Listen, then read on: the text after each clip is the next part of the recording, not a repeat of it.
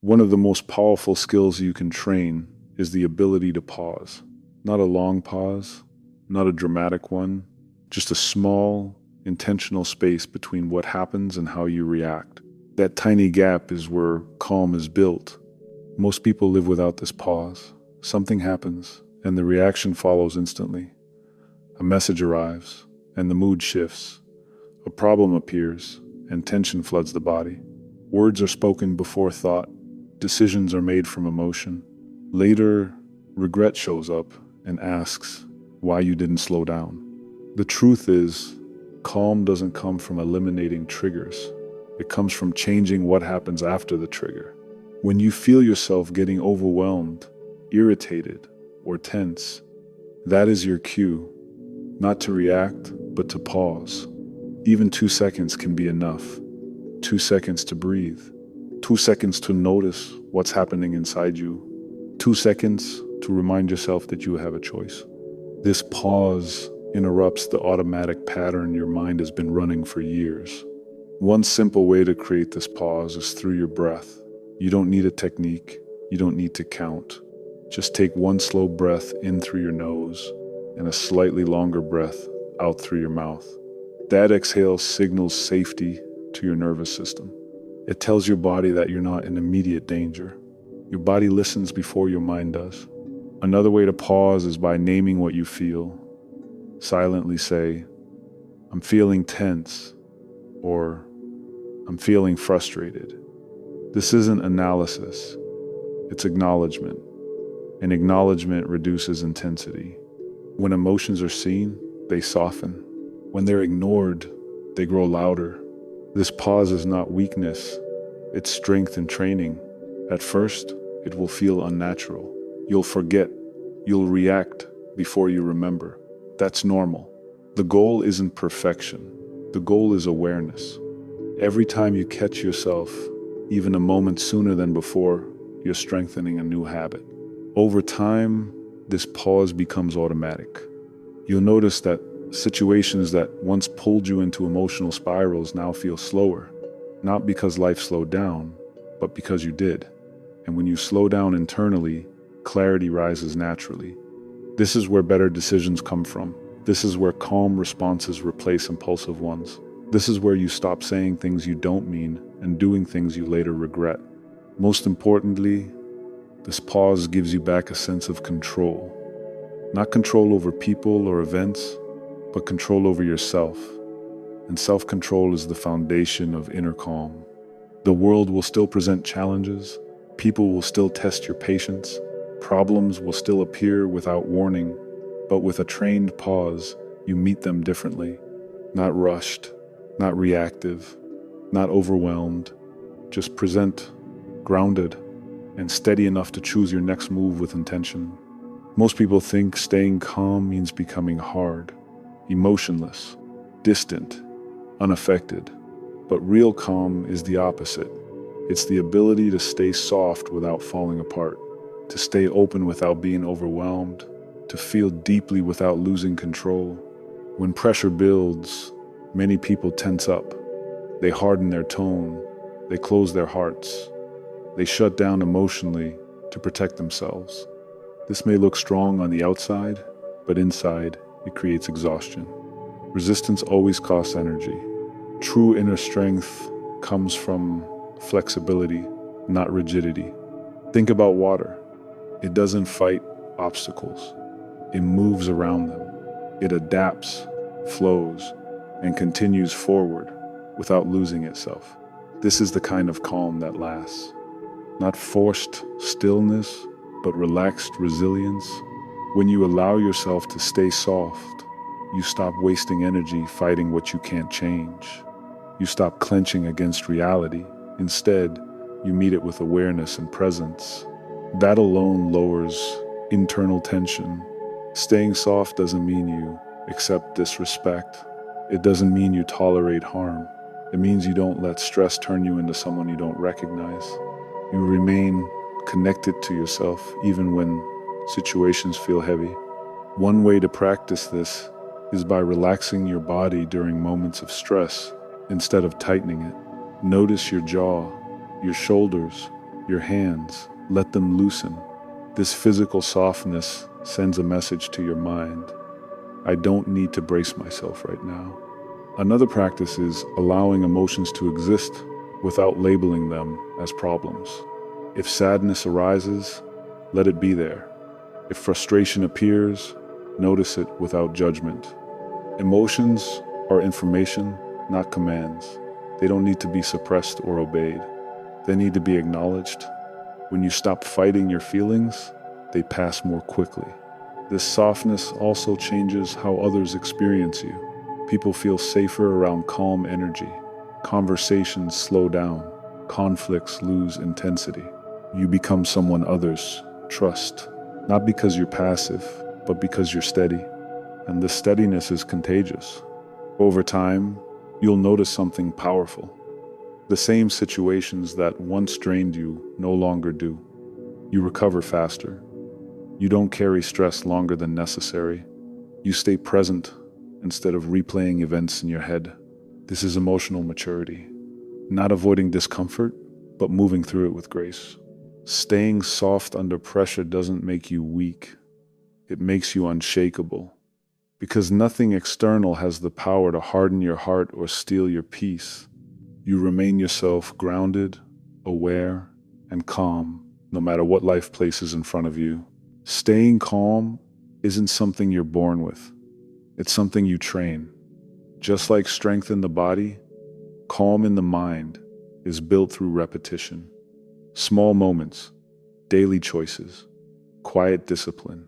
Most people wait for life to settle down before they try to feel peaceful. But that day never comes. There will always be pressure, uncertainty, unfinished problems. If you don't train calm now, you won't magically have it later. The truth is simple. Calm grows in ordinary moments. It grows in how you start your mornings. It grows in how you respond to small irritations. It grows in the pauses you take instead of reacting instantly. These moments seem insignificant, but they are where your nervous system learns what normal feels like. If your days are always rushed, your mind learns to stay alert. If your thoughts are always loud, your body stays tense. Over time, this becomes your default state. Not because life is unbearable, but because your system was never shown another way. That's why daily calm practices matter. They don't need to be long or complicated. Even 2 minutes of intentional stillness can reset your internal rhythm. Sitting quietly, breathing slowly, not fixing anything, just allowing your system to settle. When you do this consistently, your baseline changes. Stress doesn't disappear, but it loses its grip. You return to balance faster. Another powerful practice is mindful attention, doing one thing at a time, eating without distractions, walking without checking your phone, listening without planning your response. These moments train your brain to stay present instead of scattered. Presence is calming because it removes unnecessary noise. You can also practice calm through your inner dialogue. Notice how you talk to yourself when something goes wrong. Is it harsh, rushed, critical, or is it steady and understanding? The voice inside your head shapes how safe you feel in the world.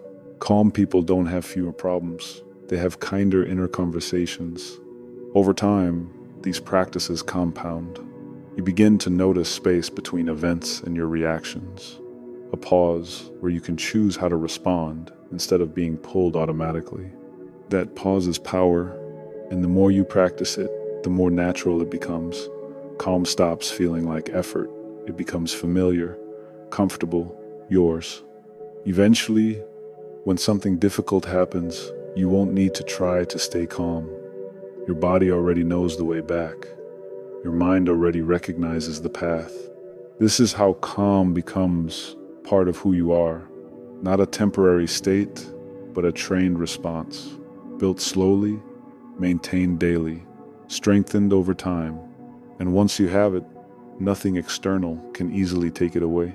There will be moments when everything you've practiced feels distant. Days when the weight feels too much, when your thoughts are loud again, when your chest feels tight and your patience feels thin. This doesn't mean you failed, it means you're human. In those moments, don't search for complicated answers. Don't try to fix your entire life at once. Return to the simplest anchor you have, your breath. Your breath is always with you. It doesn't ask for motivation. It doesn't need perfect conditions. It's the fastest way back to the present moment, and the present moment is where calm lives. When life feels overwhelming, your mind jumps into the future. It imagines worst-case scenarios. It replays mistakes.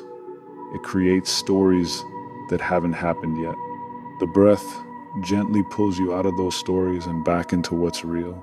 Try this when things feel heavy. Slow down your inhale, not forcefully, just a little longer than usual. Then let your exhale be even slower, as if you're releasing weight with every breath out. Do this a few times, nothing else. No analysis, no judgment. What you're doing is signaling safety to your nervous system. Calm doesn't come from convincing yourself that everything is fine. It comes from showing your body that you are not in danger right now. Breath is how you do that. You may notice resistance at first. Your mind might say this is pointless, that you don't have time, that breathing won't change anything. Let those thoughts pass. You don't need to argue with them. Just keep breathing. Over time, this practice becomes a refuge, a place you can return to no matter what's happening outside of you. Arguments, pressure, unexpected problems, the breath is still there. This doesn't mean you avoid action. It means you act from steadiness instead of panic, from clarity instead of fear. When you respond from calm, your decisions improve. Your words soften, your body relaxes. You stop adding unnecessary tension to situations that are already challenging. And slowly, something shifts. You stop feeling like life is constantly pushing you around. You start feeling grounded again, centered, capable. The breath reminds you that no matter how loud the world gets, there is a quiet place inside you that remains untouched. A place that doesn't rush, doesn't collapse, doesn't disappear. That place is always available. Whenever things feel like they're falling apart, you don't need to search far. You don't need to escape. You don't need to control everything. You just need to come back to the breath. And from there, everything becomes a little more manageable. There will come a moment when you realize something has changed in you. Life still brings pressure. Problems still show up. People still disappoint you. But you are no longer pulled into every emotional storm the way you once were. You feel steadier, quieter inside, more grounded in who you are. This is not because life became easier. It's because you became stronger in a different way. True calm is not passive. It's not indifference. It's not shutting down or avoiding pain. It's the ability to stay present and clear when things don't go as planned. And when you cultivate this kind of calm, something powerful happens. Others begin to feel it. People sense when someone is centered, when someone isn't reacting blindly, when someone can hold space without making things worse, without escalating tension, without adding fear to fear. You become the person others trust in difficult moments, not because you have all the answers, but because your presence alone brings stability. This is the quiet influence of emotional control. When you stay calm, you give permission for others to slow down too. Your tone matters. Your energy matters. Your reactions set the emotional temperature of the room. This doesn't mean you suppress how you feel. It means you choose how you express it. You speak with intention instead of impulse. You listen more deeply. You respond instead of reacting. And this choice compounds over time. Your relationships improve. Conflicts lose their intensity. You waste less energy on unnecessary drama. You protect your mental space. Most importantly, you build trust with yourself. You begin to believe on a deep level that no matter what happens, you can handle it. Not perfectly, not without emotion, but with awareness. This trust is priceless. It allows you to move through life with less fear of the unknown. less anxiety about losing control, less dependence on external stability. You stop waiting for perfect conditions to feel okay. You become okay within imperfect conditions. And this is where true freedom lives. Calm is not something you wait for, it's something you practice, something you train, something you choose again and again, even when it's uncomfortable. Especially when it's uncomfortable, the world will always test you. Situations will arise that challenge your patience, your resilience, your emotional balance. But now you know something you didn't before. You don't have to fall apart just because things feel heavy. You can pause, breathe, ground yourself, and move forward with clarity. This is not about becoming unshakable. It's about becoming someone who knows how to return to center, no matter how far life pulls you away. And once you have that skill, you carry it with you everywhere. Nothing can take it from you. One moment feels ordinary, manageable, familiar. The next, something shifts. A message arrives. A plan breaks. A situation changes faster than you can process. Your body reacts before your mind understands what's happening. Your chest tightens. Your breathing shortens. Thoughts start racing ahead of reality.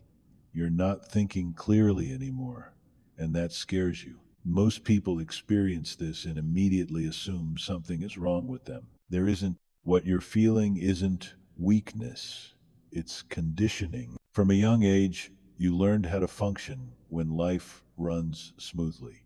You learned routines, expectations, and problem solving when things are predictable. But very few people are taught how to stay steady when everything suddenly feels unstable. So when pressure rises, your system defaults to survival. You try to fix everything at once.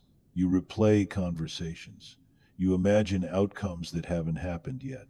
You rush decisions because stillness feels dangerous. The mind believes speed equals control, even when speed makes things worse. This is the moment where most people lose themselves, not because the situation is too big, but because their inner state becomes unsteady.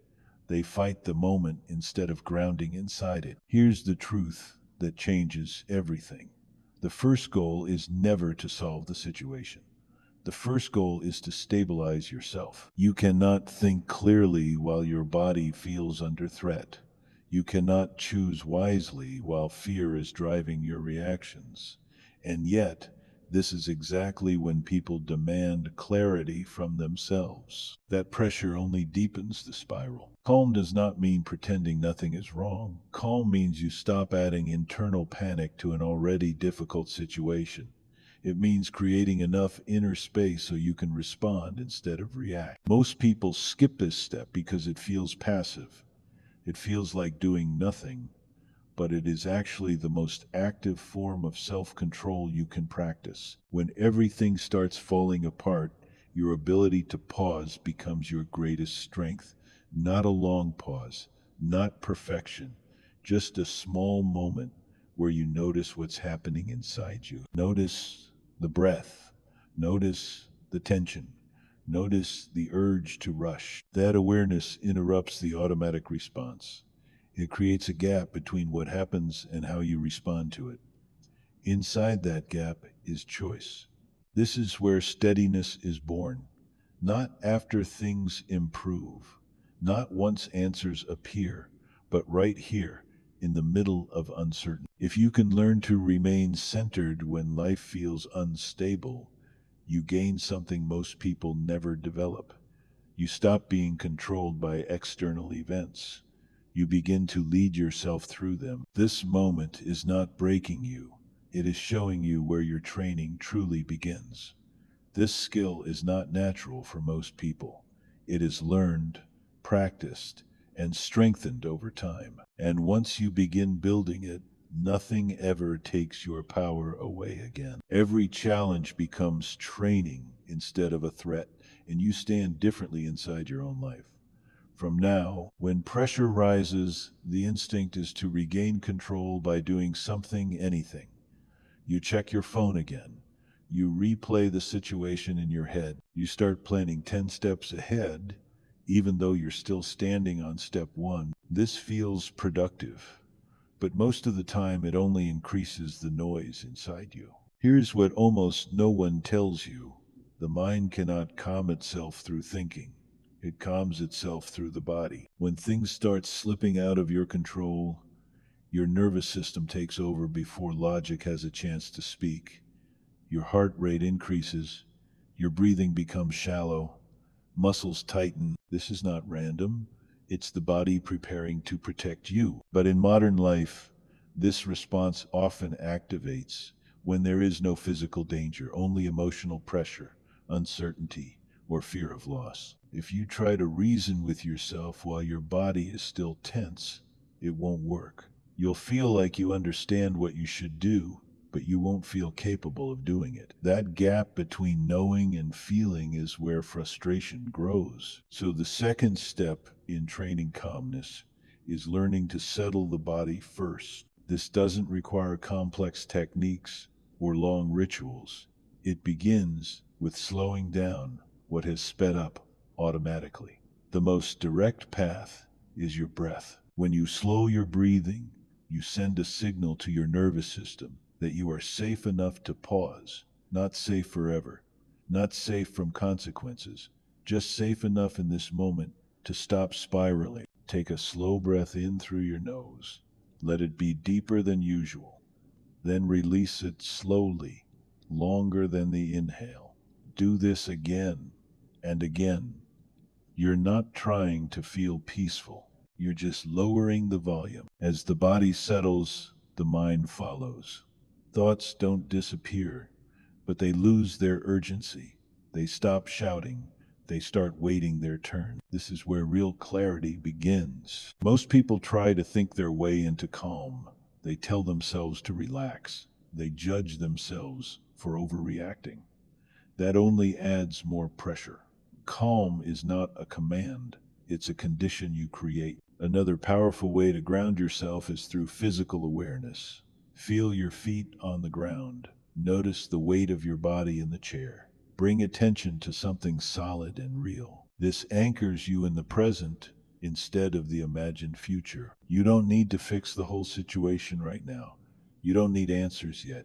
You need stability inside yourself. Once your body is steady, your mind can finally do what it's designed to do: assess, choose, and respond with intention. This is how you begin to separate external events from internal collapse.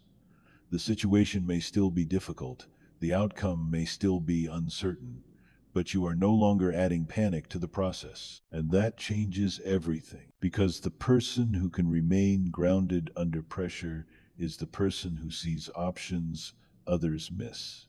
They speak with clarity when others react emotionally. They make decisions from strength instead of fear. This skill doesn't make life easier. It makes you stronger inside it. And the more you practice calming your body first, the faster you return to steadiness when things start to fall apart. When pressure rises, the instinct is to regain control by doing something, anything.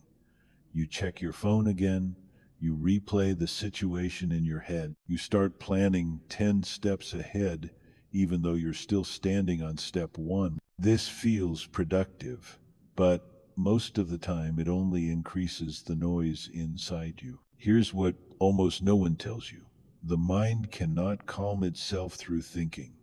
It calms itself through the body. When things start slipping out of your control, your nervous system takes over before logic has a chance to speak. Your heart rate increases. Your breathing becomes shallow. Muscles tight. This is not random. It's the body preparing to protect you. But in modern life, this response often activates when there is no physical danger, only emotional pressure, uncertainty, or fear of loss. If you try to reason with yourself while your body is still tense, it won't work. You'll feel like you understand what you should do, but you won't feel capable of doing it. That gap between knowing and feeling is where frustration grows. So, the second step in training calmness is learning to settle the body first. This doesn't require complex techniques or long rituals. It begins with slowing down what is sped up automatically. The most direct path is your breath. When you slow your breathing, you send a signal to your nervous system that you are safe enough to pause. Not safe forever, not safe from consequences, just safe enough in this moment to stop spiraling. Take a slow breath in through your nose. Let it be deeper than usual. Then release it slowly, longer than the inhale. Do this again and again. You're not trying to feel peaceful. You're just lowering the volume. As the body settles, the mind follows. Thoughts don't disappear, but they lose their urgency. They stop shouting. They start waiting their turn. This is where real clarity begins. Most people try to think their way into calm. They tell themselves to relax. They judge themselves for overreacting. That only adds more pressure. Calm is not a command. It's a condition you create. Another powerful way to ground yourself is through physical awareness. Feel your feet on the ground. Notice the weight of your body in the chair. Bring attention to something solid and real. This anchors you in the present instead of the imagined future. You don't need to fix the whole situation right now. You don't need answers yet. You need stability inside yourself. Once your body is steady, your mind can finally do what it's designed to do: assess, choose, and respond with intention. This is how you begin to separate external events from internal collapse. The situation may still be difficult, the outcome may still be uncertain, but you are no longer adding panic to the process. And that changes everything. Because the person who can remain grounded under pressure is the person who sees options others miss. They speak with clarity when others react emotionally. They make decisions from strength instead of fear. This skill doesn't make life easier, it makes you stronger inside it. And the more you practice calming your body first, the faster you return to steadiness when things start to fall apart. One of the biggest mistakes people make in difficult moments is believing that calm means having answers. They tell themselves, once I understand what to do, then I'll relax. But that mindset keeps them trapped because clarity rarely comes before calm. It comes after. When things feel uncertain, the mind wants certainty immediately. It wants guarantees, timelines, and outcomes. When it doesn't get them, it fills the gaps with fear. It imagines worst case scenarios and treats them like facts. This is how stress multiplies without anything new actually happening. The truth is simple but uncomfortable. You don't need clarity to be calm. You need calm to find clarity. Think about the last time you made a decision while overwhelmed. Chances are you either rushed it or avoided it completely. Neither came from strength, they came from discomfort. The mind under pressure is not wise, it is reactive. Training yourself to stay calm means accepting that there will be moments when you do not know what comes next. And instead of fighting that uncertainty, you learn to sit inside it without collapsing. This is not resignation, it's restraint. There is a quiet confidence in being able to say, I don't know yet, and I don't need to know right now. That sentence alone removes a massive amount of internal pressure. It gives your nervous system permission to stand down. Calm people are not people with perfect plans. They are people who trust their ability to respond when the time comes. That trust changes everything. Instead of asking, how do I fix all of this? Ask a smaller, steadier question. What is the next grounded step I can take? Not the next 10 steps, just the next one. Sometimes that step is rest, sometimes it's waiting, sometimes it's gathering information instead of acting, sometimes it's choosing not to respond immediately. Stillness is not inactivity, it is preparation. When you stop demanding instant clarity, your perception sharpens. You start noticing what actually matters instead of what feels loud. You hear your intuition again. not the frantic voice of fear. This is where inner control begins, not by forcing outcomes, but by managing your internal state regardless of outcome. The world may still feel unstable. Plans may still be uncertain. People may still disappoint you, but you are no longer being dragged by every shift. You're standing on your own ground. And from that place, decisions become cleaner, words become measured, actions become deliberate. This is how calm turns into quiet power. You don't need to solve everything today. You need to remain steady enough to move forward when the moment is right. The more you practice staying calm without answers, the more resilient you become. And resilience is what carries you through moments when everything else feels unsure. This is not about controlling life, it's about controlling yourself inside life. And that skill will serve you long after the situation changes. Most people believe calmness is something you either have or you don't. They think it's a personality trait, something reserved for certain people who are built differently. But calm is not a trait, it is a skill. And like any skill, it can be trained. The problem is that most people try to access calm only when everything feels overwhelming. By then, their nervous system is already overloaded. It's like trying to learn how to swim while you're already drowning. The body doesn't learn in panic, it reacts. This is why true calm is built long before difficult moments arrive. Your mind and body are constantly taking notes. Every time you react emotionally, rush decisions, or spiral into worry, you are reinforcing a pattern. You are teaching your system that pressure equals panic. Over time, that response becomes automatic. But the opposite is also true. Every time you pause instead of reacting, every time you slow your breath instead of feeding the tension, you are rewiring your response. You are teaching your system that pressure does not equal danger. One of the most powerful practices you can develop is intentional slowing. When something unsettling happens, your instinct is to speed up your thoughts, race, your breathing shortens, your body tightens. Instead of following that instinct, do the opposite. Slow your breathing, extend your exhales, relax your jaw, drop your shoulders. These small physical shifts send a powerful signal to the brain. I am safe enough to think. That signal alone can stop an emotional spiral before it gains momentum. Another key skill is separating urgency from importance. Just because something feels urgent does not mean it requires immediate action. Many situations improve simply by not being rushed. Give yourself permission to respond later.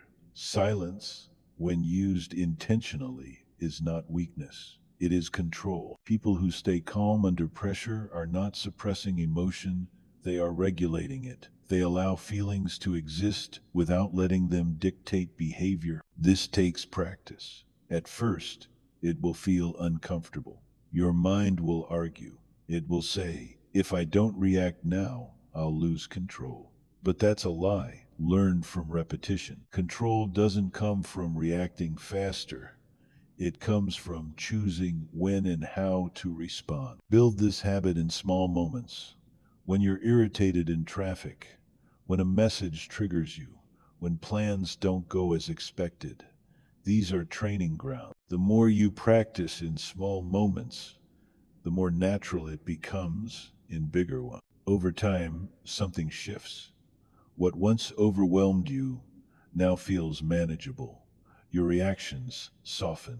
Your presence deepens. People begin to feel it when they're around you, that steadiness, that grounded energy. This is how calm becomes part of who you are. Not because life becomes easier, but because you become stronger inside it. There comes a point where staying calm is no longer about managing the outside world, it becomes about mastering the inner dialogue. Because long before your body reacts, your mind has already told a story about what's happening. And that story determines everything. Most stress is not created by events themselves, but by the meaning we attach to them. A delay becomes a disaster. A mistake becomes a failure. A disagreement becomes a threat. These interpretations happen instantly, often without awareness. And once the mind labels something as dangerous or overwhelming, the body follows. Training calm means learning to question the first story your mind tells you. When something goes wrong, ask yourself, what am I assuming right now? You'll often find exaggerated conclusions, worst case scenarios, self blame, or imagined outcomes that haven't happened yet. Simply noticing this creates distance, and distance creates choice. One powerful practice is reframing. This doesn't mean pretending everything is positive. It means choosing a more useful interpretation. Instead of, this is ruining everything, try, this is uncomfortable but manageable.